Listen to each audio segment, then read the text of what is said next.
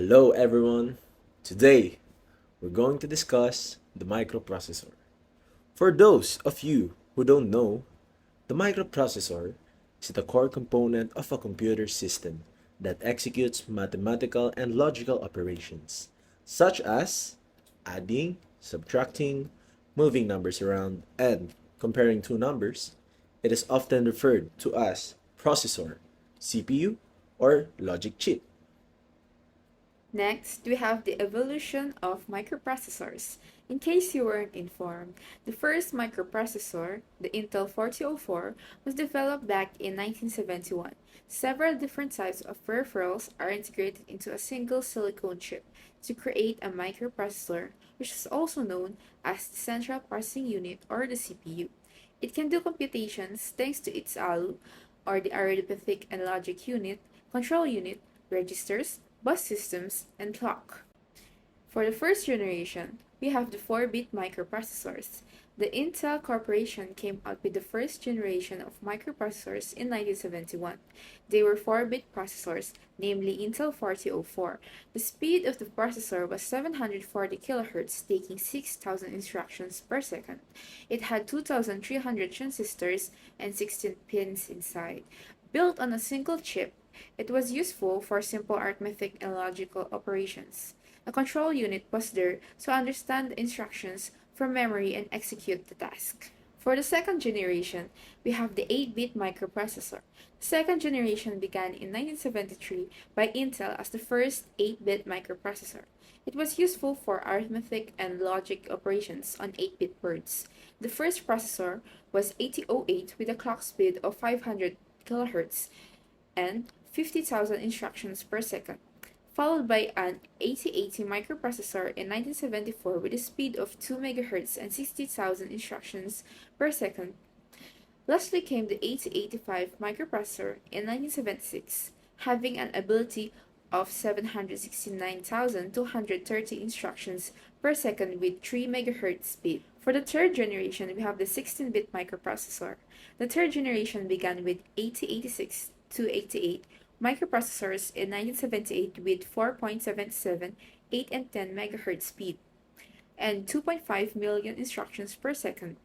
Other important inventions were Zilog Z800 and 8286, which came out in 1982 and could read 4 million instructions per second with 68 pins inside.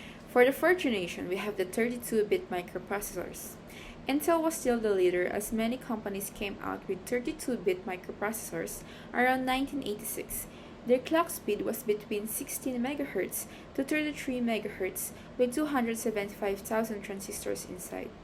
One of the first ones was Intel 8486 microprocessor of 1986 with 16 to 100 MHz clock speed and 1.2 million transistors with 8 KB of cache memory, followed by the Pentium microprocessor in 1993, which had 66 MHz clock speed and 8-bit of cache memory.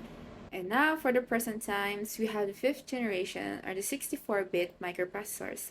Began in 1995, the Pentium processor was one of the first 64-bit processors with 1.2 GHz to 3 GHz clock speed. There were 291 million transistors and 64 kilobyte instruction per second, followed by i3, i5, and i7 microprocessors in 2007, 2009, 2010 respectively. These were some of the key points of this generation. A CPU has three main parts: arithmetic logic unit, control unit, and memory unit. The first CPU were made from vacuum tubes. They were large and required both energy and space. By 1956, the first computers using a transistor-based CPU were introduced. By 1971, there were fully functioning microprocessor with integration of the CPU and other function on the same chip. The difference between the CPU and the other computer parts were blurred. Many computer users call the entire system a CPU even though it now includes multiple additional parts. Here are the most common parts and their functions. The first one is LEU. LEU stands for Arithmetic Logic Unit. This unit is responsible for mathematical, logical, and decision operation. This unit is divided into two main parts or a group of functions. The arithmetic portion completes the mathematical operation, includes addition, subtraction, multiplication, and division. The logic portion completes operation comparing, selecting, matching, and merging data and information.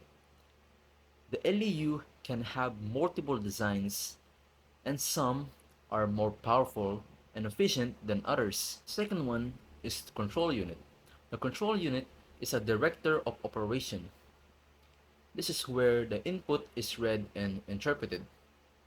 It sends data to LEU, memory unit, and other locations as needed.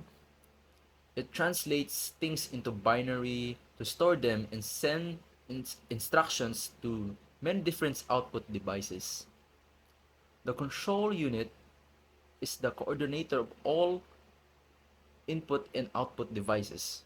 It transfers data and instructions to other parts of the CPU. Microprocessors are utilized in several additional electronic products, such as mobile phones, kitchen appliances, car emission control, timing devices, electronic games, telephone switching system, temperature control in the house, and security system. Thanks to the cutting edge downsizing method for integrated circuits, modern microprocessors can fit in a single chip that's a little bigger than a postage stamp, yet can store a can store and process vast amount of data. The microprocessor made personal computing possible by enabling more user-friendly, compact devices.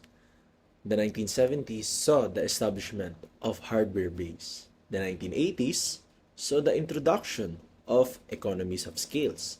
And the 1990s saw a broad variety of devices and user interfaces becoming more widely available. The creation of portable, adaptable technology allowed people to satisfy their connectivity needs. Traditional, mainframe, and mini computer manufacturers first saw the microprocessor as a novelty and an inexpensive option for a range of applications. Not just the microprocessor is significant. Along with the transistor and the steam engine, among others, it is one of the most important technological advances in history. The development of microprocessor has paved the way and has allowed a whole CPU, also known as the computer, to fit inside a single chip. Thank you for watching, guys. Thank you for listening. And that's all you need to know about microprocessor. Goodbye.